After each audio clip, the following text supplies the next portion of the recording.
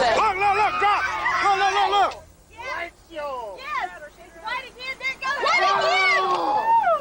Yo, look, it's right there! Just drop something out, Gary! 와, UFO-였대. 안 갖고 UFO-였대. UFO-였다래. Ontzettend goed! Ja. Heel klein. Oh, het heb ik er allemaal op staan. I am Willem Heister. I made this recording. I'm the owner of the camera. I'm a lieutenant colonel in the Dutch army, also a military psychologist.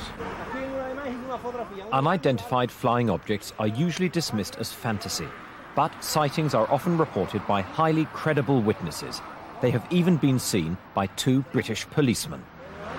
Patrol car Delta 9 with PC Roger Willey and PC Clifford Waycott, based at Oakhampton, were out on night duty patrolling the A3072, Hatherley to Holsworthy Road. Precisely 1 minute past 4 o'clock this morning, they sighted an object 400 yards away from them and at tree-top level. They reported immediately to Oakhampton Police Station, where further men were brought out. There was no question whatsoever that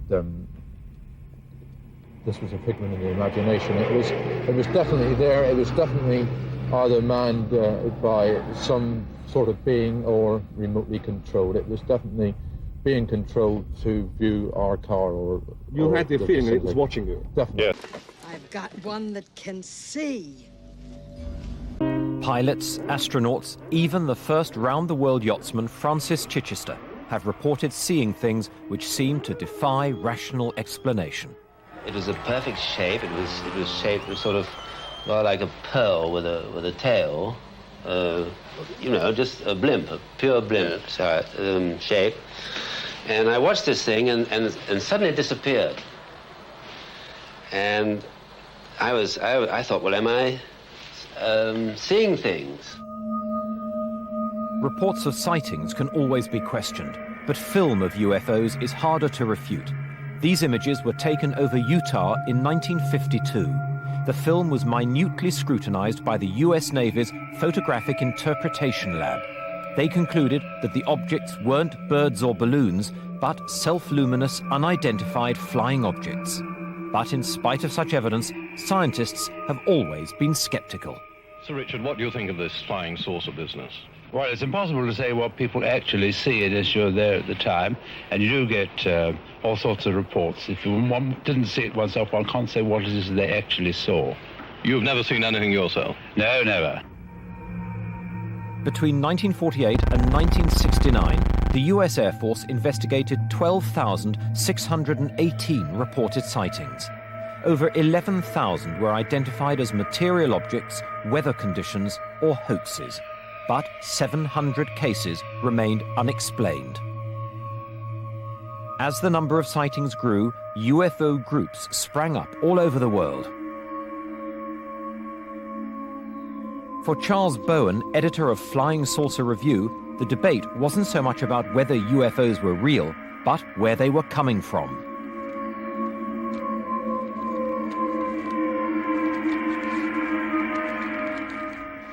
You don't think it's possible that they could come from another planet within our solar system? It is possible, but things seem to point otherwise.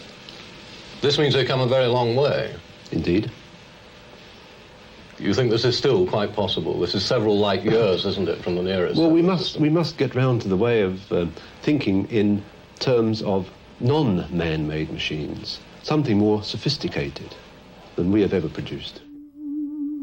This film was shot in the United States in 1965. The image became world famous overnight. But was it genuine or a hoax? Like so much of the visual evidence, it's hard to prove one way or the other. Mr. Trench, most people like yourself who have come to believe in flying saucers seem to be, in a sense, uncritical in that they say, right, we accept all the sighting reports we've seen, we accept the films we've been shown, but they haven't, on the whole, got their own first-hand experiences. Have you? Have I actually seen one? Yes, I have seen one. I saw one in 1963 in London from my flat. One that satisfied you beyond all reasonable doubt? Yes, to to the best of my knowledge, it was nothing that could be rationally explained as being from this Earth.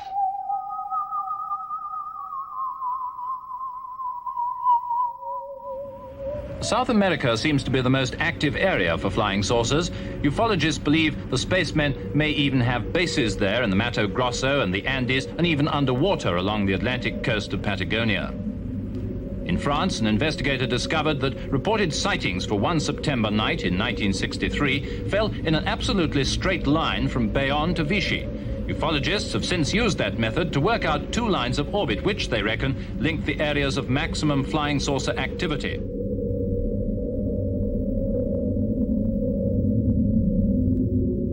Gordon Crackey from the British Foreign Office had his own theories.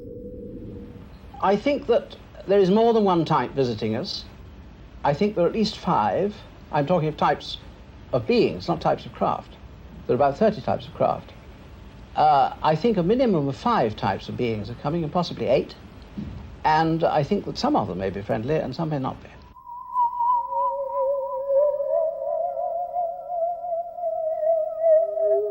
There have been many actual shapes. The cigar shape, which are usually the parent craft. There have been disc shape, many disc shape. Tadpole, heel, like that in a man's shoe, bubble, triangular, and so on. The most disturbing theory of all is that the men in the flying saucers are our own descendants, perhaps centuries in the future, who found a way of breaking through the time barrier to visit their own past, which is our present.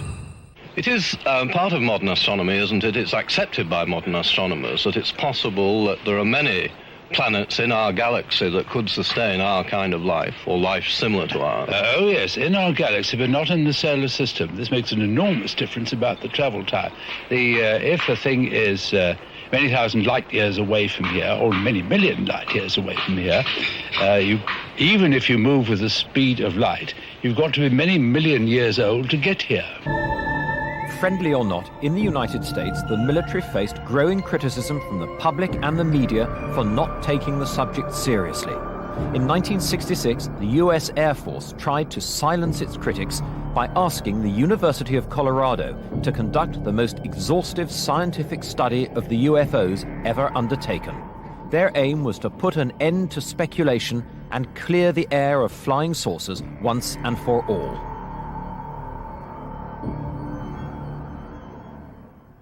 Author and UFO expert Timothy Good has closely studied the Air Force report. If you actually read the scientific study, which is a very, very long book, it's quite clear that a relatively large percentage of the cases investigated by specialists, by scientists in specific disciplines, were unexplainable. I think something like 30% of the 117 cases examined by the Colorado University Commission were unexplainable. The report satisfied the military establishment, but it didn't stop the sightings.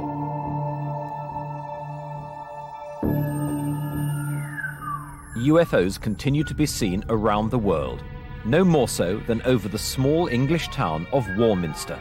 During the 60s, it became the UFO capital of the world.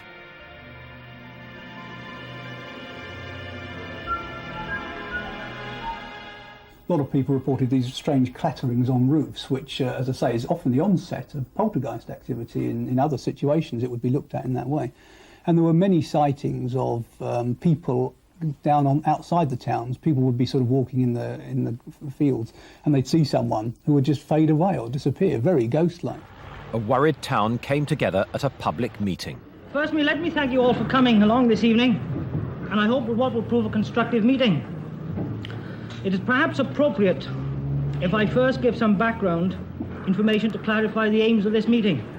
I called the meeting because some people said they'd seen things, and in the local paper they'd written a letter, and then some other individuals ridiculed these good people, saying they ought to take more water with the whiskey.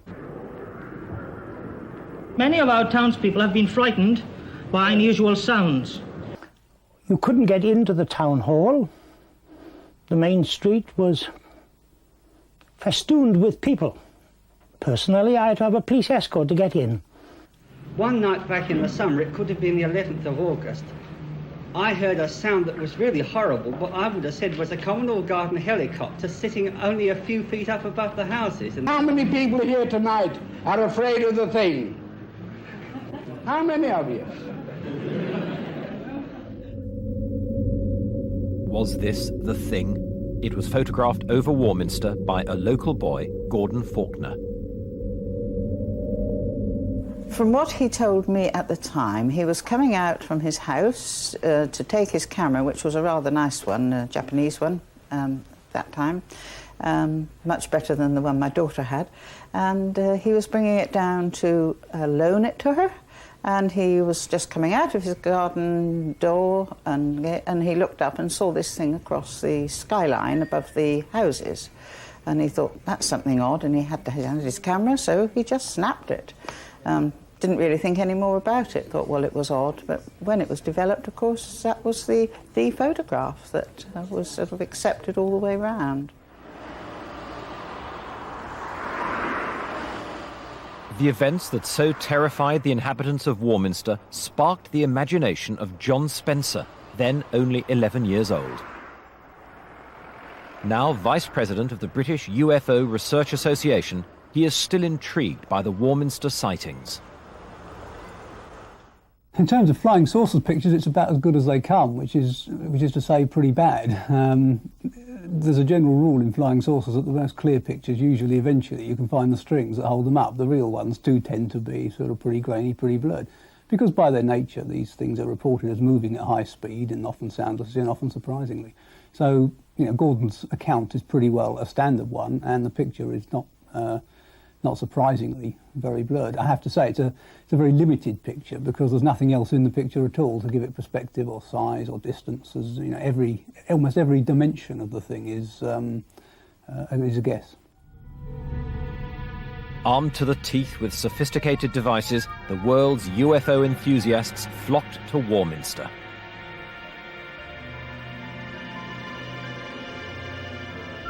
Every night, sky watchers crowded onto the hills, determined to catch a glimpse of an extraterrestrial.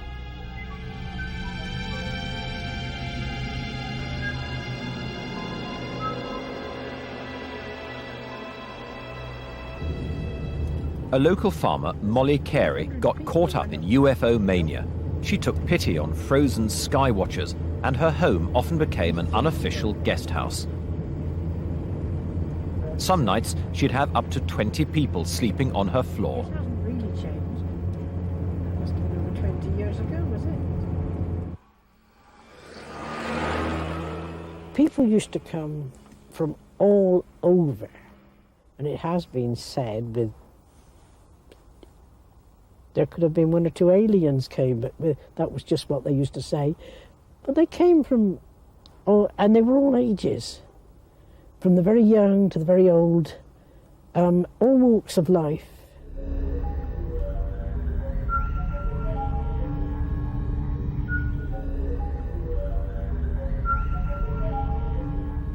I remember the UFO flap down in Warminster.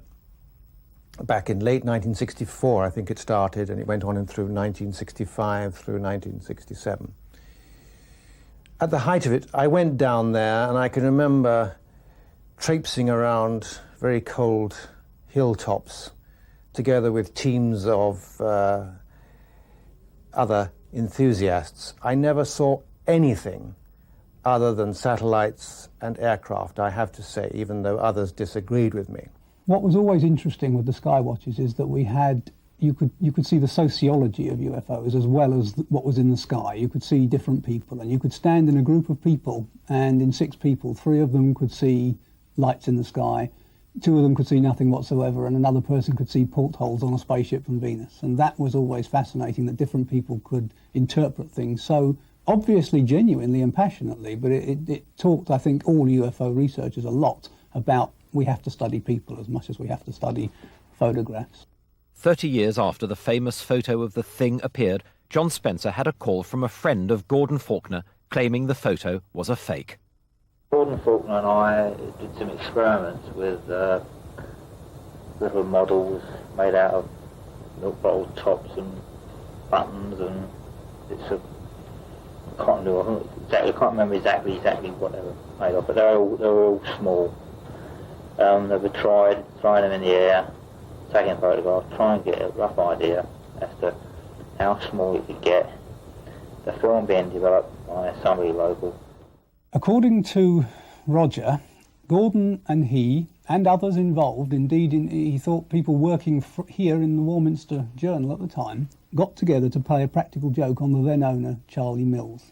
Roger makes the point that, considering the fuss that had been going on in Warminster, he believes that Charlie Mills knew this was a joke, because here it is, it's a tiny little paragraph here, and it's right next to Mrs. May Butterworth advertising for someone to take over the job of counting wildfowl on Sheerwater in the winter months.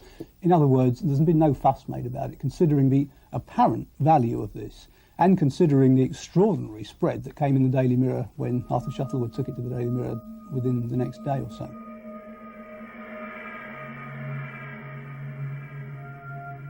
Gordon has always said that it was a genuine photograph, and I've never sort of disbelieved him, because he's a very keen photographer, does a great deal of photography. But I have never doubted him for one moment that he took a genuine photograph of something that was very odd at the time. If anyone can prove that Gordon Faulkner is telling the truth or lying, or that Roger is telling the truth or lying, it won't make any difference to the impact this photograph had. Whether it was milk bottle tops and buttons, or whether it was a genuine UFO, the picture centred attention on Warminster.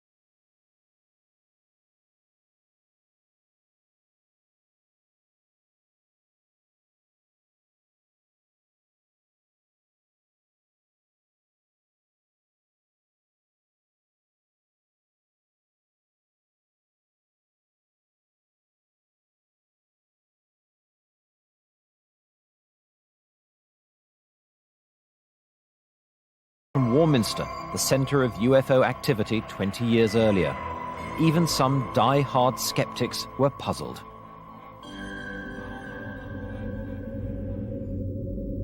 Ufologists looked towards the heavens for an extraterrestrial solution. They hoped to see circles being formed and catch a glimpse of what or who was creating them. Seriologist Colin Andrews has been investigating crop circles for more than a decade. We are looking at extraterrestrial or indeed simply a level of nature, high nature, we don't understand. Once again, sky watchers began flocking to the hills.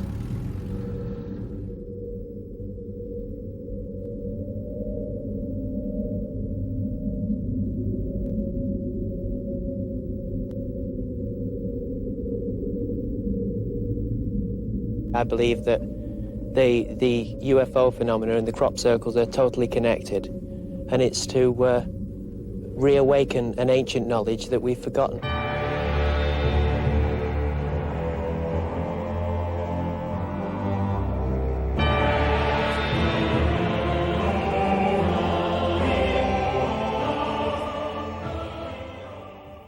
Colin Andrews has been collecting and processing crop circle statistics in an attempt to solve the riddle.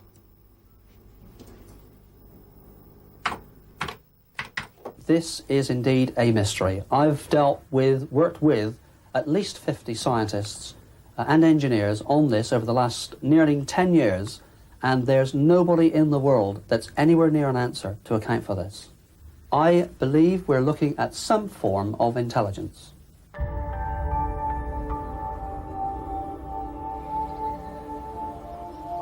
In September 1991, Doug Bauer and Dave Chorley owned up to creating at least some of these mysterious patterns. We wanted to make the UFO societies think that a UFO had landed, you see. And after a few years, they didn't know whether to believe it or not. And as the years rolled by, we started doing certain patterns.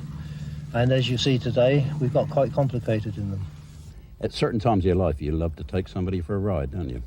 If it's not doing any harm. And I didn't see it doing any harm. A relationship was originally perceived between UFOs and crop circles. It was thought that the crop circles were UFO landing sites. Only at the very beginning, when the first sighting of a crop circle was found, it was circular, and it was UFO researchers that investigated it. If we believe the claims of Doug and Dave, who say that they actually manufactured crop circles, the first elaborate pattern that they went for was a sort of one major circle in the middle and 4 outriders at the edge.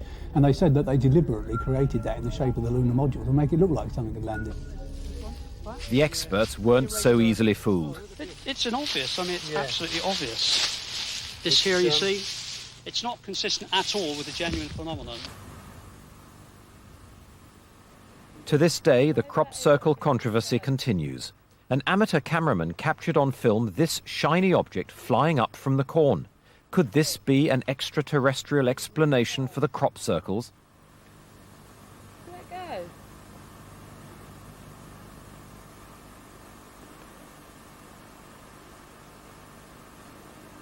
No, where's that piece of paper? It's a bird. What? A shiny bird?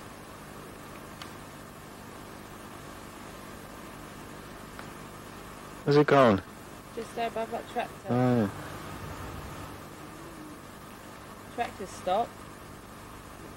The farmer too reported seeing a silver disc flying overhead.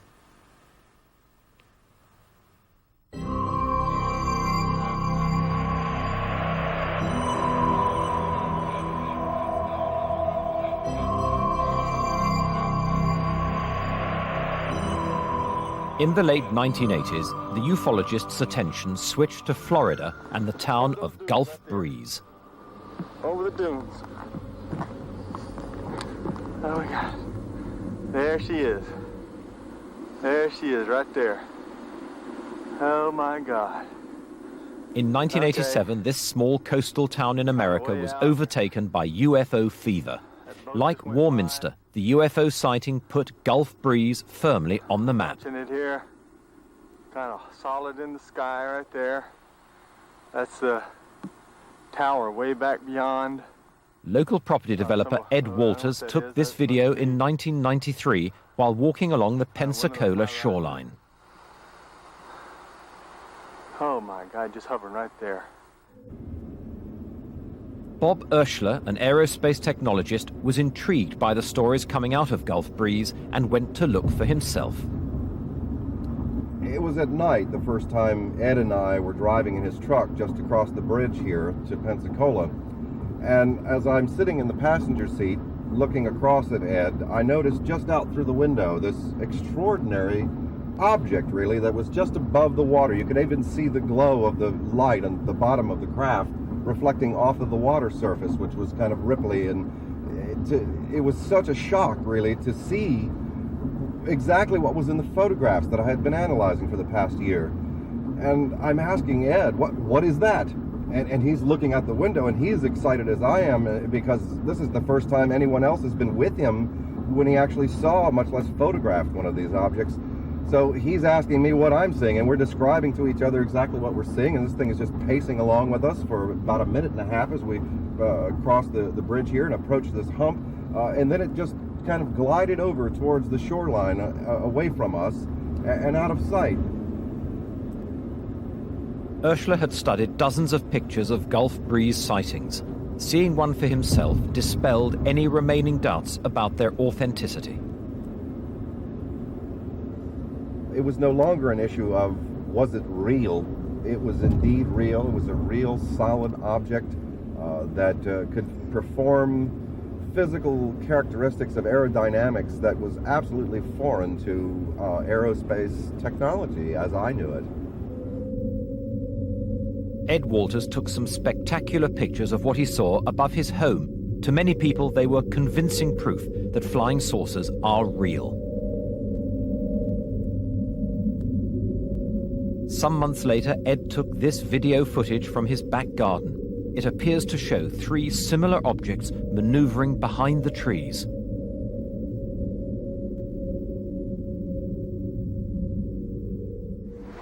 Oh, look, it's brighter. Some of his neighbors also captured extraordinary images. These were taken by Anne and Bruce Morrison. Look. Yo, look, it's right there. Just drop something out, Gary. Again. It's still coming down. Pictures like these were reinforced by physical evidence of inexplicable goings-on. One particular instance still stands out. December 17th of 1987 marked a threshold in the evolution of the investigation here of the UFO phenomenon in Gulf Breeze. On that night, Ed Walters, from his house just down here, got the familiar buzzing he'd been accustomed to hearing with the craft showing up, and he looked out and saw this craft right out here above the field, just a few feet above the ground. And what was remarkable about that in the photograph that followed was in the days and weeks of the investigation that followed, we had a physical phenomenon. The craft had affected the grass here and the soil in such a way that first all of the grass had turned white, and the ground itself had undergone some sort of energy exposure. For 2 years, you could clearly see the mark where this craft had been hovering. The local grounds crew here at the school had come out and put fertilizer down and seeded it and watered it and couldn't get anything to grow. And as you can see, they even recently brought in a brown type of topsoil, which is different than the white surrounding sand here. And you can see they've still not been successful in getting something to grow here in the field.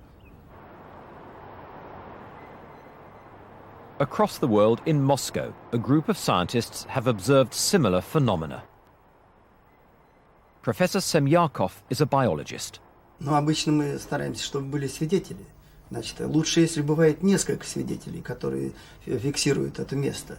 А затем мы проводим параллельные исследования, то есть делаем биолокацию, и либо радиометрическими методами определяем место посадки НЛО.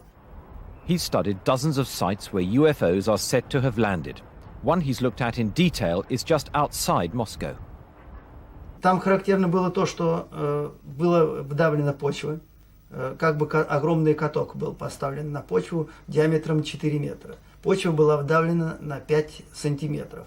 Это пока говорит о очень большом весе НЛО.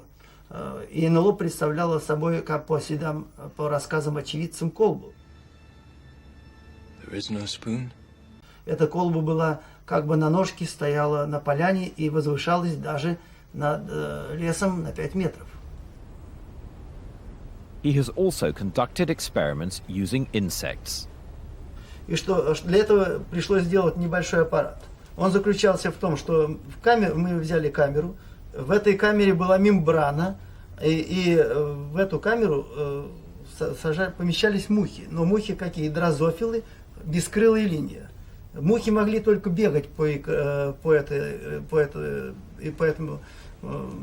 мембране, но не могли летать.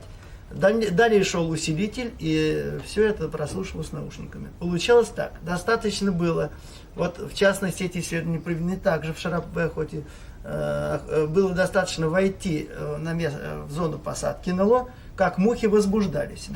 Достаточно было выйти из зоны посадки, мухи опять затихали. Обычно в темноте, в камере, в которой они находятся, они ведут себя тихо и не двигаются. Таким образом, мы можем создать и биоиндикатор, который работает на основе использования насекомых, которые очень чувствительны к различным полям и изменениям полей. Many UFO sightings take place near military installations. One of the best documented was at a US Air Force base in Suffolk, England in 1980. guards reported seeing a strange object in the forest. A patrol was sent out. The following extracts are taken from a recording made at the time. Slow down. Where? Right in this position here. Straight ahead in between the trees. What is it? We don't know, sir. So you're the Chinese word? Yeah, it's a strange, small red light. We're about 150 or 200 yards from the site. Everything else is just deathly calm. There is no doubt about it. There's some type of strange flashing red light ahead. It's yellow. I saw a yellow tinge in it too. Weird. It appears that he may be moving a bit this way. It's probably not as bad. Yellow. It's coming this way. It is definitely coming this way. The two pieces of it are showing off. There is no doubt about it. This is weird. 0315 now, we've got an object about 10 degrees directly south, 10 degrees off the horizon. And the ones to the north are moving, one's moving away from us. Moving out fast. This one on the right heading away too. Yeah, we're both heading north. Okay, here he comes from the south. He's coming toward us now. Now we're observing what appears to be a beam coming down to the ground. This is unreal. The patrol was led by Deputy Base Commander Colonel Charles Holt, who sent an official memo about the incident to the Ministry of Defence. He received no response and no explanation for what they saw. In March 1990, there was perhaps one of the strangest close encounters of all, over Belgium. This time, the Belgian Air Force were able to scramble 2 F-16 fighters to intercept the unidentified intruder.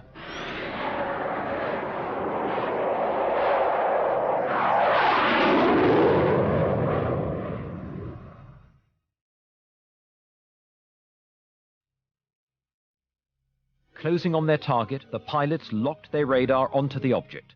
Then something astonishing happened.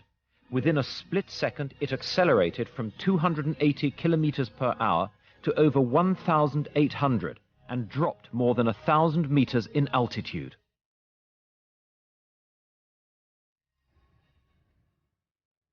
The force created by such a maneuver would be 4 times greater than the human body can withstand.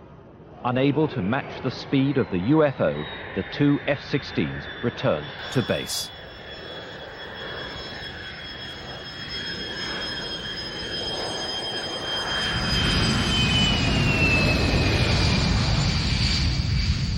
But since the 1940s, over 3,500 pilots have reported seeing UFOs.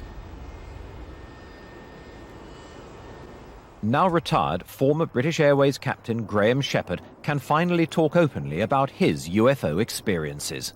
On the 22nd of March 1967, we were returning from Gibraltar to London.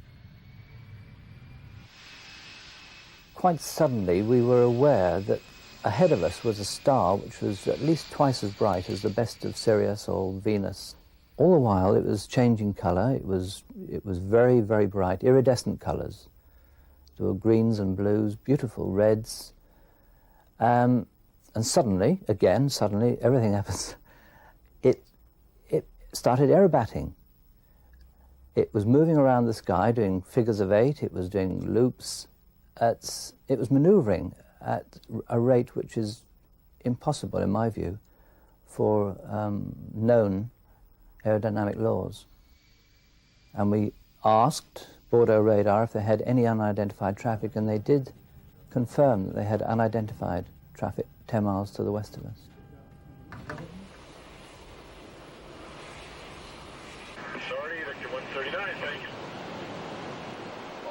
Pilots, better than anybody else, know there is often a rational explanation for a phenomenon they see in the skies.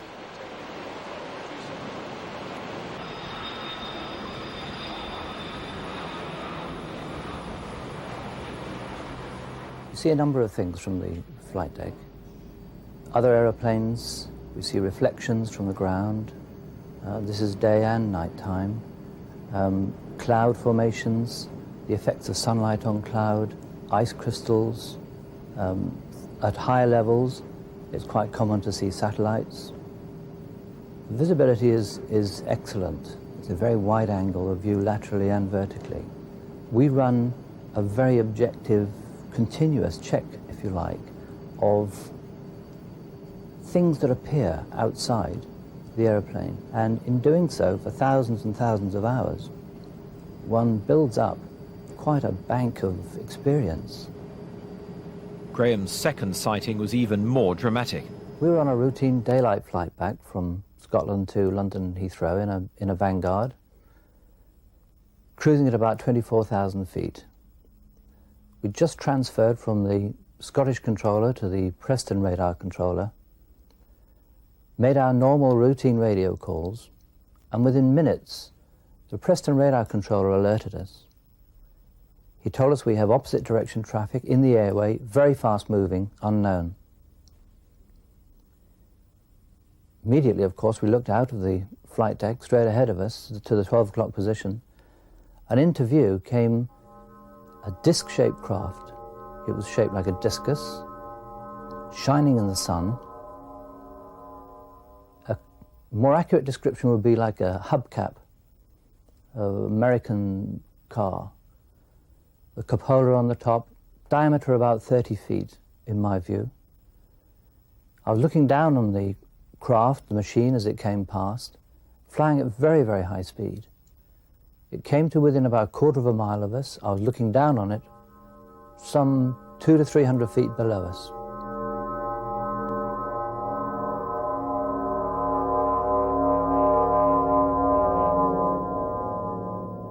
There are two very curious things.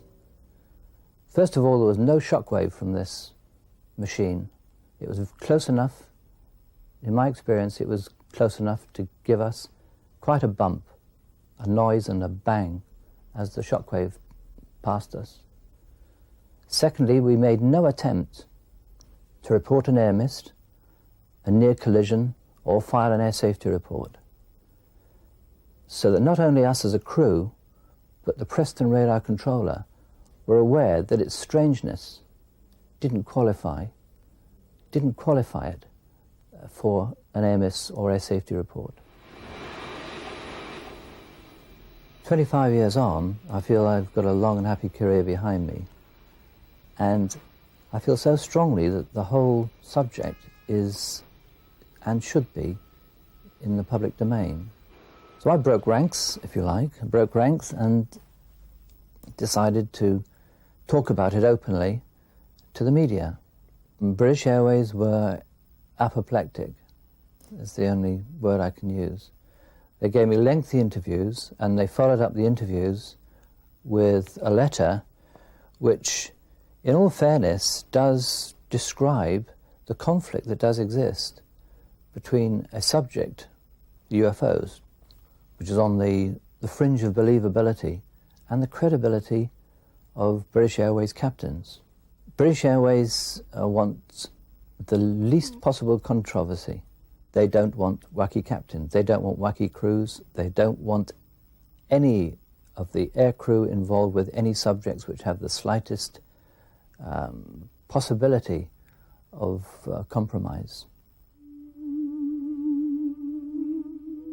Since modern UFO sightings began, believers have accused politicians and the military of a cover-up. How much do you think governments have suppressed what they have seen, or what organs like the Air Forces have seen?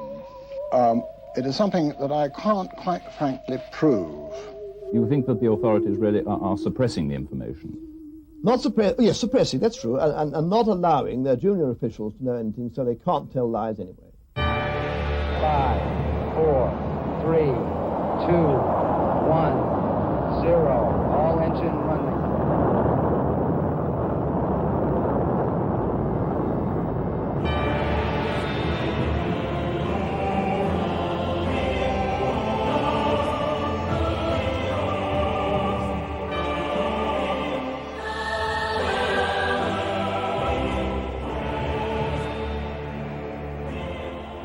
Mankind is only a fledgling traveller in space, but in just 30 years we've already landed men on the moon and sent probes to other planets.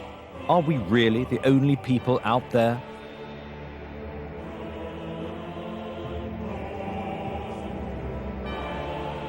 A number of astronauts in both the former Soviet Union and the United States are rumored to have encountered UFOs.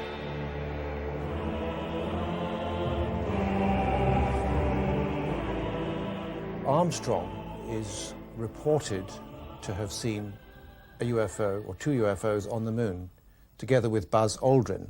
And a number of people from NASA have come forward with that story, including Maurice Chatelain, who was a communications specialist who helped design the Apollo spacecraft.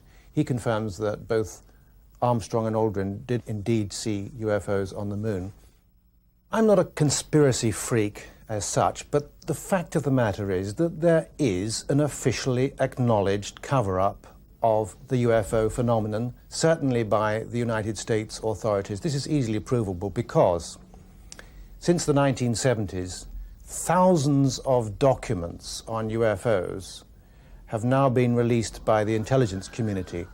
I'm talking not just about the FBI and the CIA, with which we're all familiar, but the Defense Intelligence Agency, the National Security Agency, the State Department Bureau of Research, the Atomic Energy Commission, Army, Air Force, Naval Intelligence, and several others, all of whom, with the exception of the Air Force, denied any serious involvement in UFOs and denied having any documents. But thanks to the Freedom of Information Act, we know they've been lying. In Washington, D.C., the Federation of American Scientists has been campaigning against what it sees as excessive government secrecy. One of the peculiar things about the secrecy problem is that no one really knows just how many classified documents there are. There is no inventory, there's no catalog or index. What we do know are bits and pieces of the problem, and the bits and pieces are quite sizable themselves. For example, the National Archives reports that it has more than 300 million pages of classified documents from before 1960 alone that are awaiting declassification review.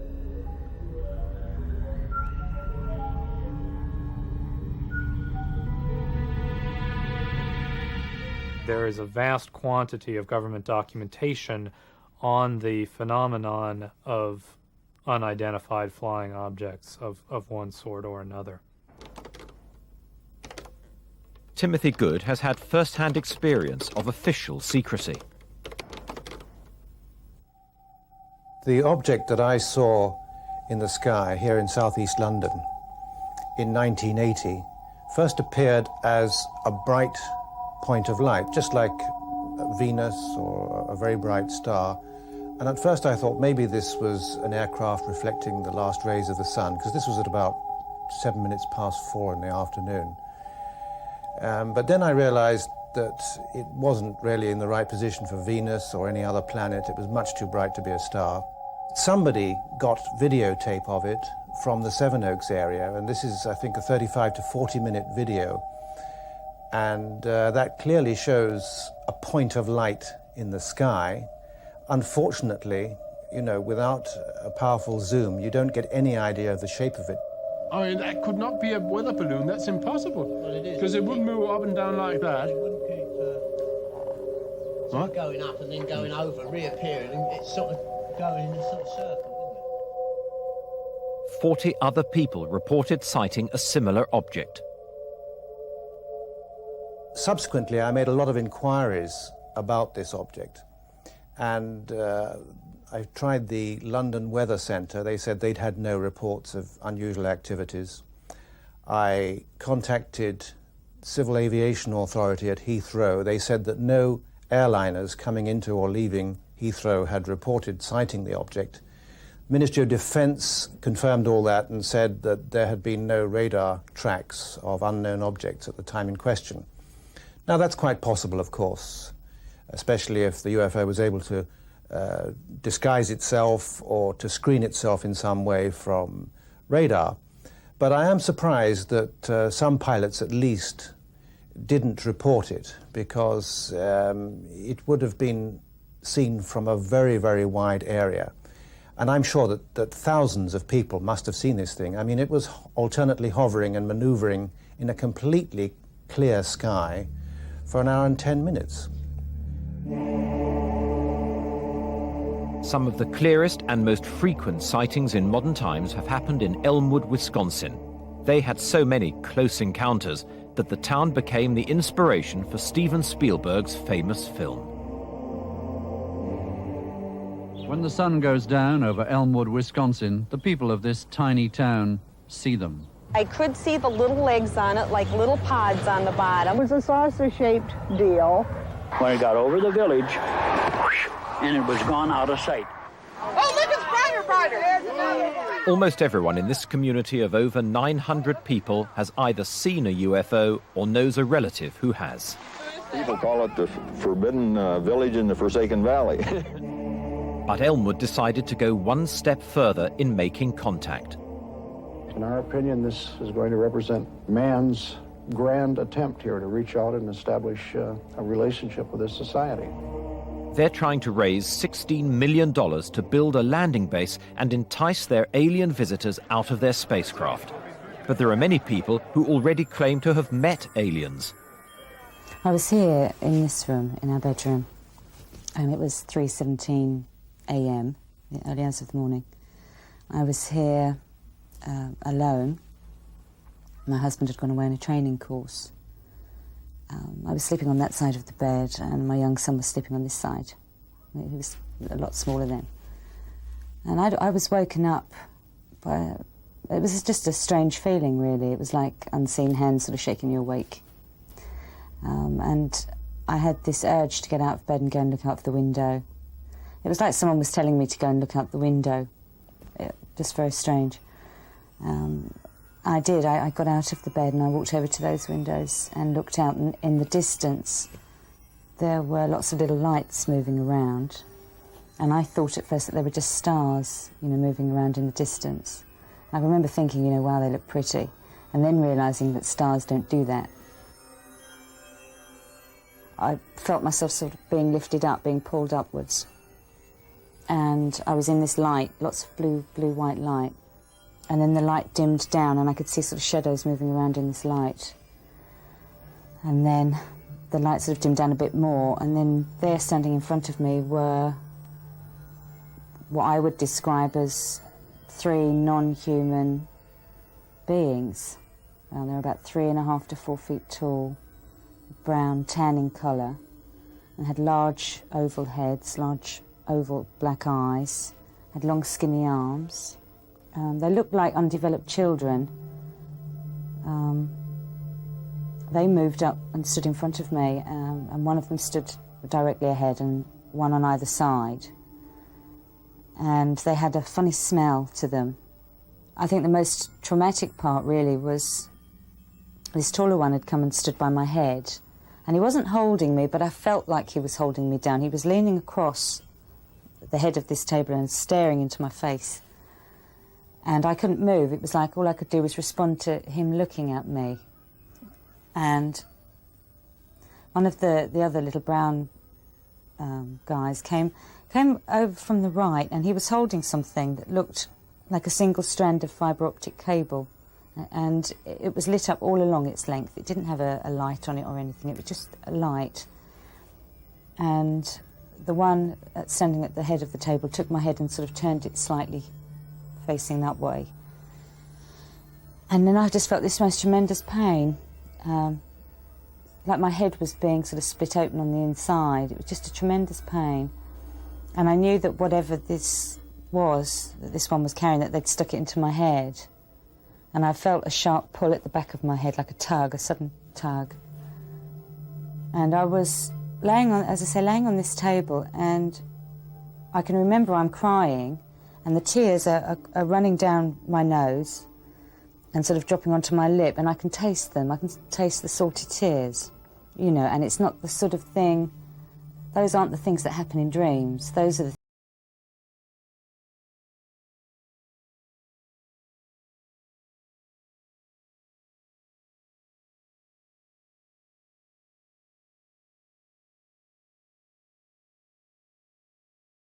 like, you know, everyone else, and they remain with you for a while. In fact, they're extremely vivid.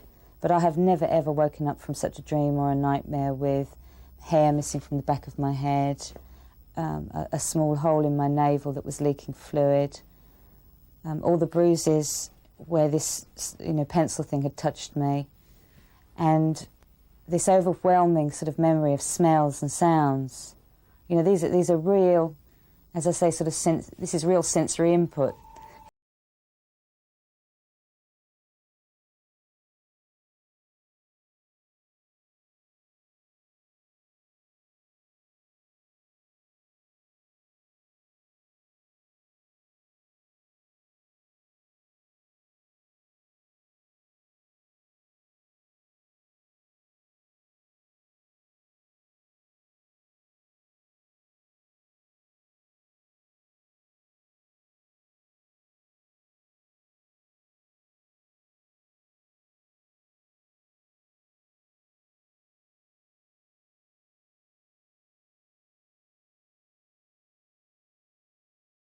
In 1991, and recorded by an unknown cameraman, the object still remains a mystery.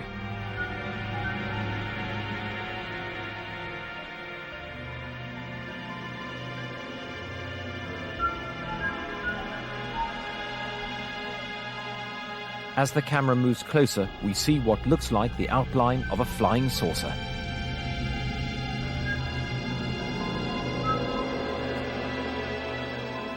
I believe UFOs have been going on, if they are natural energies, they've been going on as long as the Earth's been going on. I think it's part of the natural environment of the Earth. They got a name for themselves in 1947 when Kenneth Arnold saw some in Washington State, USA, and he just used this phrase that they were moving like a saucer would if you skipped it across water, and the newspaper reporter then picked that up and used the term flying saucer. I've described that term, flying saucer, as the best advertising slogan in the world because people are still buying the product 40 years later, even though they don't know what they're buying. I'm convinced that there is a very fine line between fear of ridicule and official secrecy. And I'm sure that one of the reasons the authorities are loath to get involved in any public discussion of the phenomena is because they're afraid of looking stupid. In 1977, NASA launched the Voyager space probes on a mission to travel into infinity, deep space. On board, they carry a message from the human race.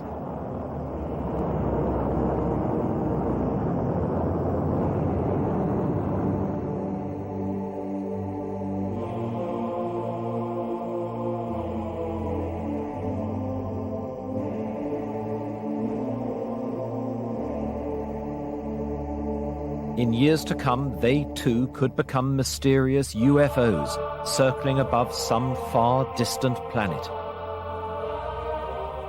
How will its inhabitants react to the idea that aliens have been exploring their world, investigating them?